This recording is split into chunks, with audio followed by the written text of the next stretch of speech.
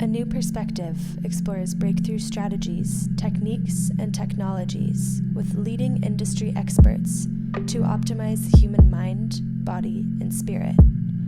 A better you enriches the community around you and progressively renews the world. We are a community dedicated to that impact. Welcome to A New Perspective.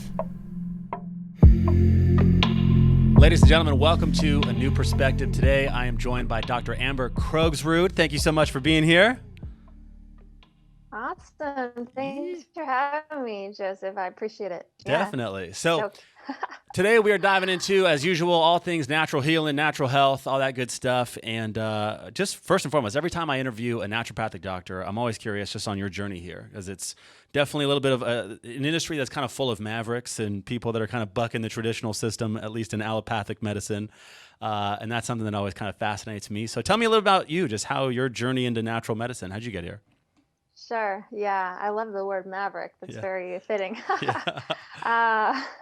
So I grew up in small town Minnesota, ate a standard American diet, didn't really grow up knowing much about nutrition. And around high school, college, got really curious, did a lot of podcasting on fitness and nutrition, did a lot of lifestyle changes myself at that point in time, and just realized how important it was what we consume for our energy and our brain function. And I was tutoring in college and seeing just this really stark link between the students who were able to learn and do well in school and the ones that were not, and all of the lifestyle factors, the diet, the nutrition, the sleep, the stress, everything that they were going through, and how that played a role in cognitive capacity and learning and memory. And so got passionate about that, had the grades to go pre-med, loved, the idea of being able to help people for the rest of my life in terms of optimizing their energy and their brain function from everything I had learned and incorporated in my life. And I was, going to go the MD route ultimately. And I had job shadowed several doctors when I was in undergrad. And I remember there's 3 docs for a period of time that I had followed, through their clinical day, and really just kind of saw the system. They were, great doctors and their hearts were good, but they were caught in this system that prevented, regenerative care. And the word that really came to me and that I found later on is like regenerative medicine is what I wanted to do. I wanted to see people get better, and I wanted to see, transformation and, true lifestyle change. And I felt like what I had witnessed in the conventional care model was these standardized 15-minute appointments based on insurance. I saw people who weren't getting better. They came in on 6 medications. We sent them out with a 7th. And it really made me think twice about going into medicine, because I just thought, I can't see myself doing this. And I think that I would end up being depressed as well, not having the freedom of choice to work with patients in the structure and way that I want to. So yeah, ultimately, I ended up finding naturopathic medicine through a podcast that was based at the San Diego, because, this area, LA, San Diego, West Coast, is really friendly and forward thinking about health and nutrition and mindset and definitely natural medicine. So I heard about natural medicine through podcasts. Sean Croxton had a podcast called Underground Wellness, and he, said, if you're really passionate about nutrition and botanical medicine, but you don't want to go the conventional route, look into naturopathic medicine. It's the new wave. It's amazing. It's an opportunity to do what you love. And so I did. I applied to the med school in San Diego. I got accepted, and actually went to the Seattle campus for 4 years. Transferred down to San Diego, did clinicals, and really just found my groove in women's health and hormone regulation. I do a lot of testing on hormones, looking at circadian rhythms and sleep cycles, and went through my own journey of total cortisol dysregulation in med school. Yeah. So learn from experience how to remedy that. What are solutions for really cortisol imbalance, chronic stress, sleeplessness. And now I work with women and do that full time, and also specialize in something called peptide therapy, which is very complementary. So I love what I do. It's been quite the journey. Right on. That's wonderful. So I want to dive into a bunch of your circadian rhythm stuff, and obviously that's a huge tie into what we do here. But I kind of want to, something that you've said just now that I've been trying to articulate and wrap my head around is exactly what you just described with the traditional allopathic side of medicine. And it's, I mean, I guess akin to like, you see how the sausage gets made, and then it's kind of like, I don't really want to eat that. True. And there's so many of us that I think, we can recognize that there's something fundamentally broken about the pharmaceutical, like big pharma, and there's something fundamentally broken about our traditional Western medicine system. And a lot of us feel it, but maybe can't articulate why and like what it is exactly. And I'm a new dad. I just became a father 9 days ago. And so, the forefront of what's in my life right now is like the vaccine debate. Right. And so, and there's a lot of controversy and there's so much data to sift through on both sides of the argument. And as a single guy, like I never cared. I just was like, okay, like whatever, like I'm sure that's relevant to someone, but not me. And now that, I'm a dad, on the first day of my baby being born, they want to give him a hepatitis V vaccine, a B vaccine, all these different things. And it's like, wait a minute, like Hep B, like you get this from like sex and sharing needles with people, sharing like blood products. Yeah, like this kid's definitely not doing any of this anytime soon. Like why is this a thing? And you start kind of going down the rabbit hole, and it's like, okay, how is this industry that fundamentally profits of sick people, right? I mean, like, I guess the best way that I can describe what to me is wrong with this industry is this industry thrives off of a market of sick people. And in the same way that if let's say the auto manufacturing industry was regulated by the auto mechanic industry, and you had like the people in charge of fixing cars were the people that got to determine how cars were made, you'd be like, well, there's a huge problem here with what's happening there. Yeah. And so that's what I guess has attracted me to natural medicine and why I've been so excited about this industry. I mean, in starting a business, effectively, you just need to solve a problem, right? And you need to solve a problem to have a viable business. Yes. And the better solution that you can bring to a problem, the more competitive you have of a business. And so in trying to start a natural medicine company and separate kind of the wheat from the chaff on what's real, how do we make a real difference, that's, I guess, what's led me here. And so I always loved interviewing naturopathic doctors because it's like you have to have you have a strong internal compass that kind of tells you, like, I know what I want, I know what I love, and I want to go do it. And even if I'm not going to be able to patent medicines in a big way or have like corporate funding in a big way or a lot of these things that I guess happens on the other side of medicine, yeah, I loved it. So thank you, I guess, for doing what you do. But so let's dive into, as I know my mom suffers from a thyroid issue. My mom, there's especially in women that go through menopause and are aging, but also just people across the board in a lot of different ways deal with hormone issues. Tell me a little bit about just some of your practice. I know you deal with a lot of, I guess, hormone stuff. Yeah. So, and I see a lot of women, which is a huge, a huge, not issue, but in a woman's life, she's going to have periods of time like when she's trying to conceive, when postpartum, during a stressful situation, maybe a professional program where her hormones, just because of a lot of the stressful period, a lot of cortisol secretion can really throw off other hormones like thyroid hormone and like the sex hormones, estrogen, testosterone, progesterone. So the way I explain it to my patients is it's like a stool. You have three, different legs of the stool. You have the adrenals, you have the thyroid, and then you have the sex hormones. And when the adrenals tank because of a chronic stress picture, usually the other two are very impacted as well. not always, but commonly there's other hormone issues that happen with a prolonged stress response. So it's so imperative, especially for women going into menopause too. We know that the more stress that they have in their life, the more severe their symptoms are likely to be, because those adrenal glands are producing all their hormones after their ovaries quit working, and the adrenals take on a double duty. So Sure. for women especially, the hormone regulation, stress is such a big piece. Sure. Mm-hmm. Yeah. And so we do testing. We can actually test what their circadian rhythm is. And once we know what that is, sometimes people are low, they're just low across the board. They've had chronic high secretion of cortisol over many years. And so their body is kind of tapped out and said, I'm done producing cortisol at that level. I don't have anything, I don't have the reserve.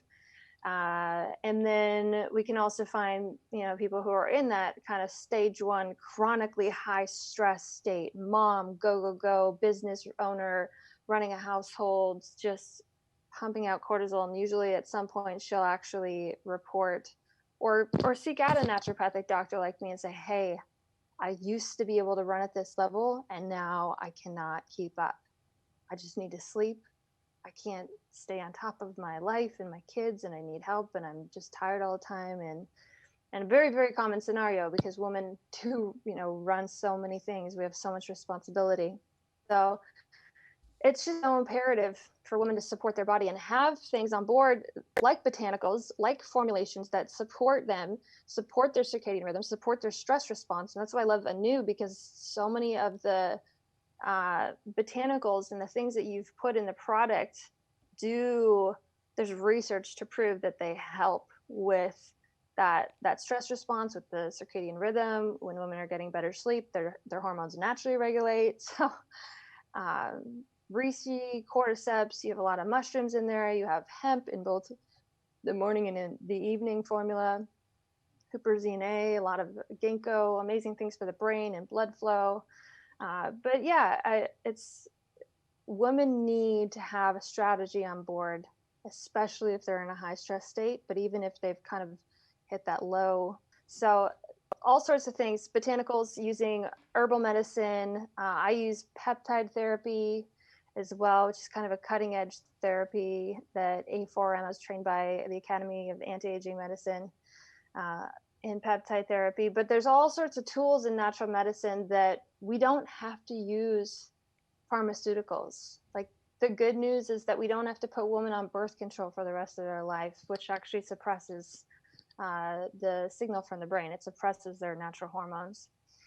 And we don't have to use medications to regulate women, when for many years they've been told that that's the only way. Right. It seems like a very masculine response to, like, guys don't have a cycle, right? We just are kind of always, the same. And, Right. My wife has a period every month, and, when she's not having a baby. And Yeah. so there's this, kind of ebb and flow of, like, the whole thing, which is femininity. And that's a beautiful thing. That's just different than guys. Yes. It just seems like the guy responds of, like, here, take this pill and shut everything off. I know. Right. I know. Take care of it. Right. So cortisol, I think, traditionally gets known of as, like, the stress hormone, right? It's just, but I know it's not just a bad hormone, right? I mean, there's a good healthy response for cortisol. Can you explain maybe a little bit on what cortisol does on the good side of things as well, and also how I guess it can be bad in the body?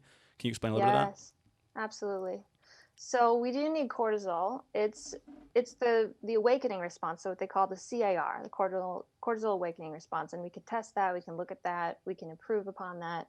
But we need it in those pulsations in the morning, about 6 a.m., 8 a.m., to help us wake up and get us going in the morning. And so it's really important. And then we want it to drop over the course of the day and be low at night, so that we're able to get to sleep. Melatonin rises. So cortisol and melatonin should be opposite. Melatonin high at night, cortisol low at night, and then the reverse is true in the morning. We do want cortisol in the morning. We don't want it to skyrocket high, and we don't want it in the tank, because that woman will be groggy, can't get out of bed, super fatigued, no energy, lethargic. if she has too low cortisol in the morning. So we do need it. We need it for energy. It's our what gets us going. It's why we like our morning coffee, because it increases that production of cortisol. And it's why a lot of people will report, if they are low in cortisol in the morning, that the coffee is what gets them. If they don't have coffee, they just feel so groggy, because that's what they're using to create that cortisol spike in the morning to get them going. So yeah, we want it at the right time. Cortisol controls blood sugar, metabolism. It has immune effects. So when we see a lot of women who are waking up, this is so commonly reported to me, women who come in to see me and they say, I'm waking up every morning at 3 a.m. I can't get back to sleep. I don't know why. Sometimes I wake up hungry, but it happens every night. And I had that same thing happen to me when I was in med school the whole first year, which is a really stressful year, adapting and taking on a whole new load of intense stress and classes, pressure. But what's happening is that it's actually a cortisol spike that happens in the middle of the night, and blood sugar drops. So cortisol and blood sugar have a very intimate response. And what we're seeing in America is this epidemic of insulin resistance. And this is a blood sugar issue. So I always ask my women, I ask them a couple, key questions just to kind of gauge how their blood sugar response is. And that will tell me how their cortisol is too, because they're so interrelated. So one of the questions that I ask is, how do you feel after meals? Do you crave sugar? Do you need coffee? Or do you feel just right? Do you feel like once you eat the meal, you're good to go? You're not fatigued? A lot of people get tired after they eat, right? Sure. So that's a blood sugar dysregulation piece. And this is super common. I mean, everybody's experienced a food coma after a meal. Everybody knows what that feels like. Sure. Thanksgiving, if anything. Yeah. Cinnabon. Any Cinnabon. Cinnabon. Oh, yeah, they'll do it. Oh, yeah. And we use certain things based on where they're at, because some people could be high. They have high cortisol night, high at night, and we need to bring them back down. We need to use very specific botanicals to do that. And if they're really low, we need to kind of bring them back to neutral. And adaptogens, which are a lot of the mushrooms and things that are in Aneu's product, the morning and night formula, that's what they do. That's why we use adaptogens. So they really bring you back down, or if you're low, they kind of bring you back up. So they really just tonify and support the adrenals to do what's required. So that's the way that we use natural medicine. And I would say that the paramount principle for the entire way that natural medicine, or the way that I practice natural medicine, is helping the body to do better at what it knows how to do. Right? Yes. So we're giving it molecules, botanicals, peptides, nutrients, lifestyle practices to help it do a better job at what it knows how to do already. And I think that's one of the fundamental differences of natural medicine as opposed to allopathic medicine, right? Is like the patient has a part of the process, and there's a trust instilled in your body, when not impeded, is great at healing itself, right? Mm-hmm. Your body is designed to consistently regenerate if it's not being blocked by something. And one of the things I love about natural medicine as well is that it's all encompassing, right? There's physical interventions, there's emotional interventions, there's environmental interventions, there's a lot of things that I guess looked at outside of it. And when we launched our Rhythm line, which is our day and night supplement, the Circadian Rhythm was kind of at the foundational center of kind of your health, right? I mean, just getting great sleep every night is one of the foundational pillars of health. Right? This is your body's cycle where it dives down into regeneration mode and recovery and detoxifying and all the stresses of the day that are so important. And kind of that yin yang of, for every action, there's an equal and opposite reaction, right? So if you want to have days where you're cranking and you're hyper productive and you're laser focused and you're just diving in, that requires the equal opposite of rest and relaxation and regeneration throughout the night. And so, yeah, I'd love to hear a little bit just about how you're incorporating, I guess, circadian rhythm into your practice and what you're doing for people, I guess, in that way. Yes. So I am using formulas like these. Yeah. Yeah. So a lot of botanical medicine. The sometimes I use IV therapy. It depends on the extent to which somebody is ill. If they have a GI condition, IBS, IBD, where their gut absorption is so compromised, sometimes an injectable form of nutrients is a way to go for them. But that's a little barrier to entry in terms of time and energy. So that's one of the things that I do.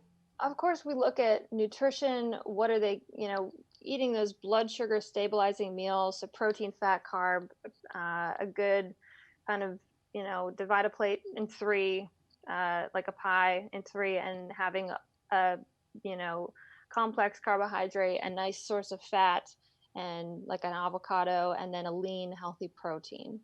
And really focusing on quality of those two. So trying to get organic vegetables, trying to get, ideally grass-fed meat if possible, or wild caught salmon, things like that. And that's going to create such a balanced blood sugar situation that's going to support healthy cortisol levels, right? It's going to support better sleep. A lot of times what can happen is that when a woman or a man, but commonly women, are not eating enough protein in their daily diet, they're going to these snacky carbohydrate rich foods like crackers and chips, and it's just an easy go-to, and they're a mom and they're busy. So that's why, cooking a nice wild caught salmon is not always something that they can do, right? Sure. But really just encouraging them to up, those healthy protein sources, healthy fats, Brazil nuts, just certain things that are going to really hold their blood sugar over and support regulation of cortisol levels. They really go hand in hand. Definitely. So, and then sleep practices. Yeah. I mean, we talked about sleep and how important that is for hormone regulation too. So the blue light blockers, supporting melatonin production, limiting screen time, using the Flux. I have the Flux app on my phone and on my laptop, so it'll dim the screen to an amber color light, which I like because it's my name. Yeah, definitely. And so some of those sleep practices, just supporting them to get rest. And I can imagine, your wife just having a baby, that's even more imperative, right? The sleep is hard. Oh yeah, every 3 hours we're up and feeding and doing something. We finally got a little system going where I, take a shift and can, do a bottle feeding, and then she's able to dive in. But the first week was brutal, not gonna lie. It was pretty intense. Yeah. And then but amazing, right? Like there's obviously this little thing that looks like you that's kind of motivating you to do it all. So right. So it's been amazing. Magical. So practically, let's say somebody's listening in right now and they're just a bad sleeper. Surprisingly, a humongous swath of our country is just is not sleeping well. Yeah. Part of that, I mean, there's a lot of factors that go into this, right? I think diet is the standard American diet's terrible. Most people are not getting the amount of exercise and healthy diet that they should on a regular basis. But then also you've got just the speed of technology today. I mean, we are so plugged into this thing 24/7. And, if this is not managed intentionally, it is so easy to have this constantly pinging us with social media and email and just every various form of like hijacking our cortisol levels, where it's like constantly like stuff to do. I guess, practically, if you're giving somebody some advice on just how to check back into getting great sleep again, what's kind of your go-to place, or where do you start with somebody? Yeah. So I think, the simplest, cheapest, easiest thing you can do is limiting screen time. That's a no cost thing that you can do. And then the next thing would probably be, or just putting the flux on or wearing blue light blockers. It's not, you can watch movies, you can be on your laptop, but just kind of avoiding anything that's going to drop that melatonin level at night. Because not only do we need that for sleep, melatonin is the thing that's kind of about 9:30, 10 p.m. or whenever it is for you, that just makes you feel like, oh my gosh, I really need to go to bed. Right. And we should feel that way. That's a normal response. And if we don't have that, because it's very common to have this wired, tired feeling at night where you get a second wind. Sure. And that's from potentially pushing past the melatonin production and working another couple hours, and then it's harder to get to sleep, 1 or 2 a.m. And we miss so much hormone brain. I think of it like a vacuum cleaner through the brain at night, getting rid of all those old proteins and cellular waste. And we miss that spike of human growth hormone 12 a.m., 1 a.m. And so, adding in botanicals like 5-HTP, L-tryptophan, and it's good. So I can run testing to find out where people are low, because sometimes they will be low in certain neurotransmitters like serotonin, like dopamine. And so giving things like 5-HTP might be supportive for someone, and maybe not supportive for someone else, but L-tryptophan can be an amazing one. That's the compounds found in turkey that makes you tired. Sure. But really helps to, support some of those neurotransmitter production, because neurotransmitters are made from amino acids. And what are amino acids in? Protein, food. And we can also take those precursors, which they're in the products. 5-HTP is in the product. L-tyrosine is also in the Aneu formula. So those support sleep. Absolutely. Yeah, this was born out of, I think, when we looked at these two products to launch, the first one was actually the day. Even though if I had to recommend one product to somebody, it would probably be the night, just because of how important sleep is. But the day for me was, long story, but I got diagnosed with ADD as a kid. My mom took me in and they wanted to put me on, I think it was like back then it was, I don't even know if Adderall was around yet, but it was the precursor to that. Okay. And she just was like, I don't want to get my kid labeled with a, disorder for his whole life. And so, and it wasn't like I couldn't pay attention. If I found something I was genuinely interested in, I could lock into it forever.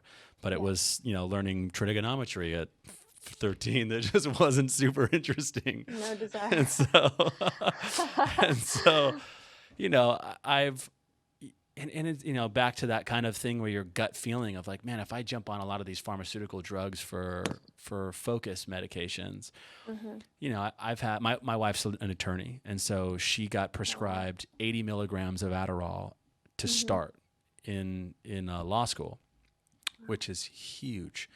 Yeah. And it started messing up her sleep in a huge way. On the days where she would cycle off of it on weekends, she would have these huge mood swings, and she would go through this like depression, and she lost a bunch of weight. I mean, it's an amphetamine, right? Like it's just, it is. Yeah. And so, selfishly, I wanted something that would help me just focus. And I wanted to have something that would help me kind of like lock in, stay on task, feel motivated to do what I was doing and kind of lock in. But also, I didn't want to hijack my neurochemistry with an amphetamine or like something like, these pharmaceutical drugs where who knows the long-term health outcomes of kind of being on this thing for a long time and what it does to your neurochemistry.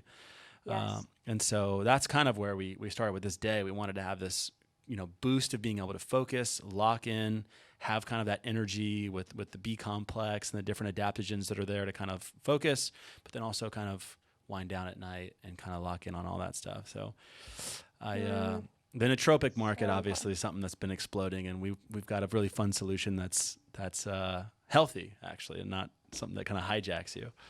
Yeah, that's so true. We don't know the long-term ramifications of how it can impact the neurotransmitters, but I would imagine that, long-term use of something like Adderall can downregulate some of the production.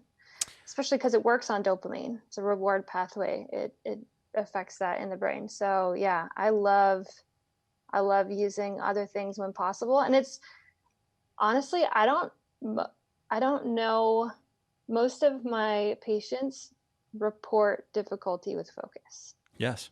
Why? So that is in part probably a cortisol issue, because when your cortisol is high, prevents your brain from working appropriately. It can impede cognitive function when we're in fight or flight all day long, right? We're kind of just flighty. We can't focus and we can't hone in on anything. And so those B vitamins are amazing, because we need those B vitamins. We need B12, methylcobalamin. We need B6 to make those neurotransmitters. They're really important cofactors to make serotonin and melatonin and dopamine for women, for hormone regulation and liver detox. I love those. I love the B vitamins for that. So finding solutions other than Adderall. It's almost like we live in such a performance society that if you're not taking a stimulant like that, you fall behind in a professional program like law school or med school or whatever it may be. And so having solutions that don't involve, hijacking your neurotransmitters, but really supporting them. Yeah, totally. It's almost like, everybody else is playing the game with cheat codes and you're having to play the game straight up. Exactly. You can't win. You can't win. And everybody, in college, it was getting passed around like candy, right? Everybody. I remember. Yeah. And it was. I do. It's common. Yeah. And it's one of those things where, it works flat out. Like, if you've It taken does. it Gives works. you wings. I've taken it. Yeah. Yeah. You are laser focused, but I have a huge crash afterwards. And that's one of the things I love most about our Aneu Day. I take it every day, and it's just it just helps. The hemp kind of helps calm things down a little bit and just kind of reduce the stress. But a lot of those adaptogens and B vitamins and everything kind of help me be alert and locked in and focused. And that theobromine is a little bit of a mood boost in there. Yeah. And so I like that. I totally love it. It's just kind of part of that is just, I guess, the pace of society today too, right? Of just, I wake up and I got an email box that's kind of flooded with a million things. I'm juggling, 100 balls in the air. It's just different than 100 years ago. There's so much stuff that my grandparents never had to deal with that are, being a human today is different than it's ever been. We're just we're at a different pace of life. Mm-hmm. So yeah, more need for support. That's why we need things that are going to support our body to cope with that stress or that higher load. Mm-hmm.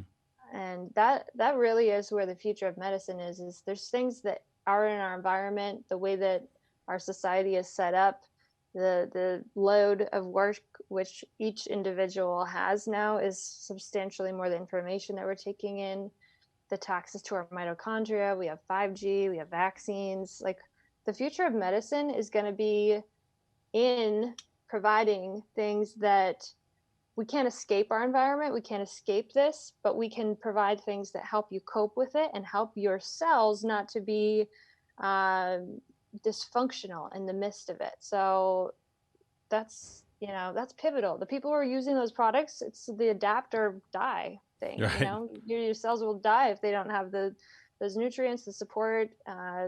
They're overwhelmed. And so having, solutions on board, working with a naturopathic doctor, running some of these tests, figuring out where the dysfunction is, and really supporting those specific systems, cortisol being such a pivotal one for everybody, I think. Yeah. What do you recommend for increasing melatonin? Ooh, that's a great question. So naturally you can use like blue light blockers, but you can take melatonin, you can take the supplement, so that'll, give you melatonin. There's actually a peptide that I use, and it'll improve melatonin synthesis as you age. It's called apidolon. It also lengthens telomeres. Oh, wow. And there's research on it from Russia back in the 1980s. It's kind of expensive, and you do like a short course about twice a year. But it works. It will increase your synthesis of melatonin, because melatonin synthesis decreases with age.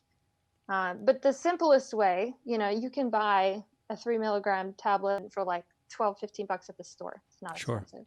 Sure. Yeah. Yeah. So on what you're saying too, with just kind of, I guess, having to supplement in today's day and age, I did a podcast with a guy, Tommy Sobel, who's a digital wellness expert.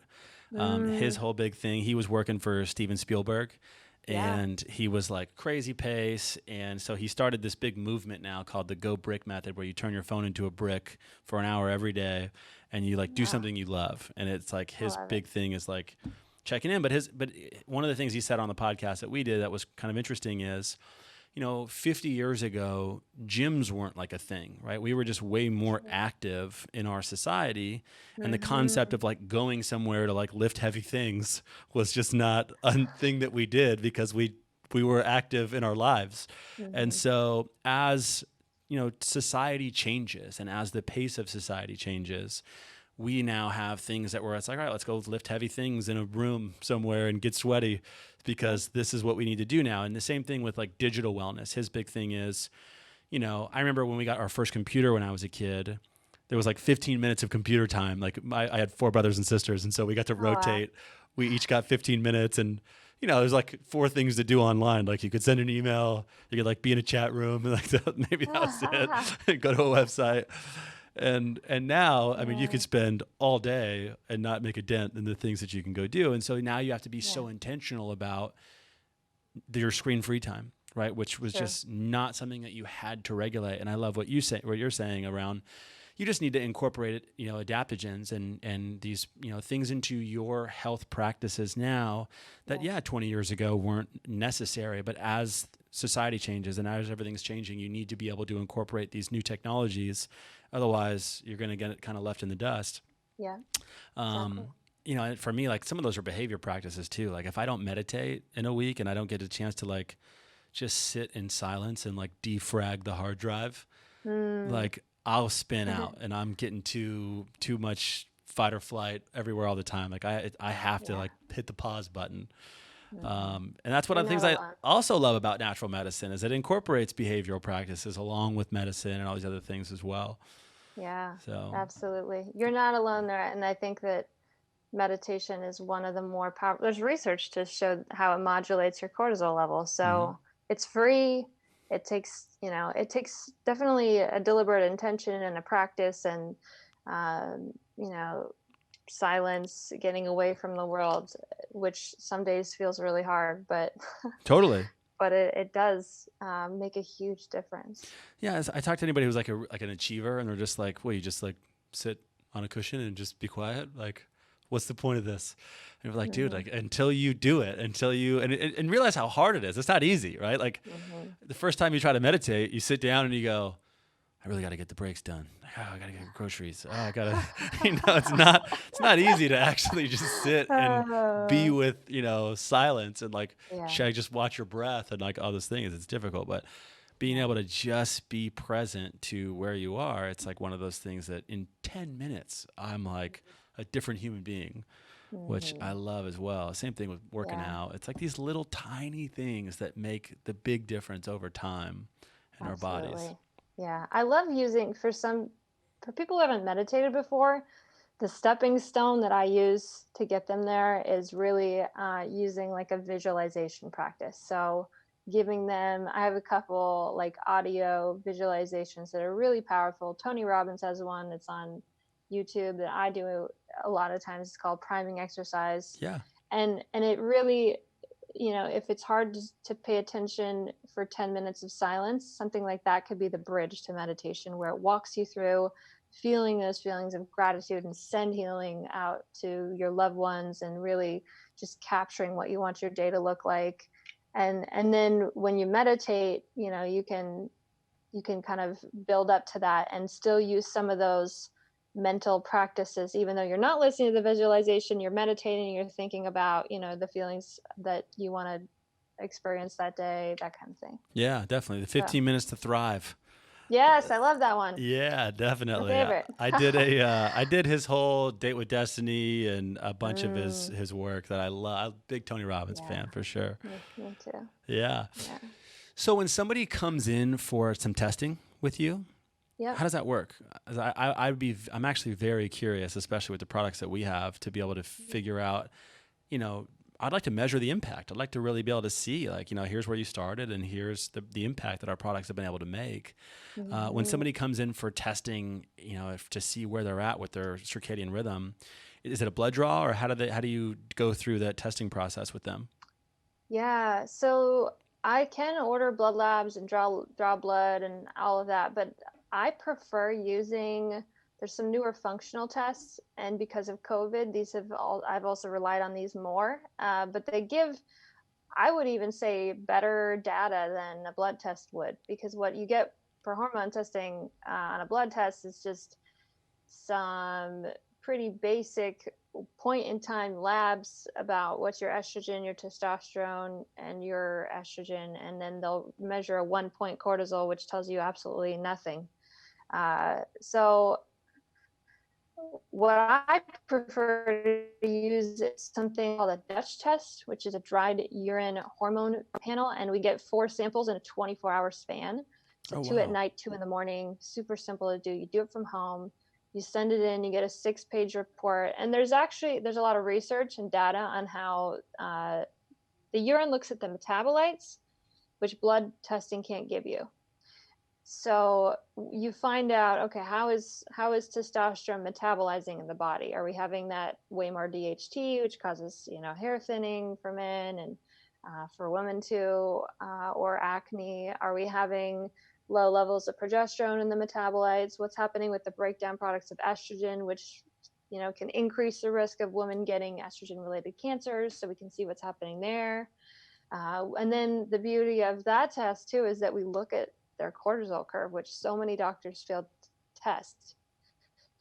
And that's what's happening in the morning, midday, afternoon, and evening with their cortisol secretion. And we get this nice little chart that shows me how stressed out they are. I can predict if they're able to fall asleep at night, if they wake up groggy, based on that chart. Before they tell me anything, I can tell them how they're feeling. Wow, that's fascinating.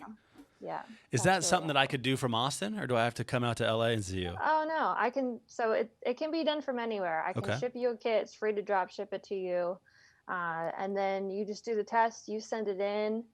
For women, there's this very specific window, day 19 through 21 of the months. You want it done during a specific point in the cycle, but for men, you can do it anytime. And then it gives you this beautiful printout, and it also has a what they call an OAT panel, so an organic acid testing, which looks at your neurotransmitters. So how much epinephrine, how much norepinephrine, what's your dopamine look like? It tells us about mood. So it looks at your glutathione levels, your B12 levels, your B6 levels, to see if you're replete in those. It gives you way more than just hormones. It gives you a lot of the cofactors to making those hormones.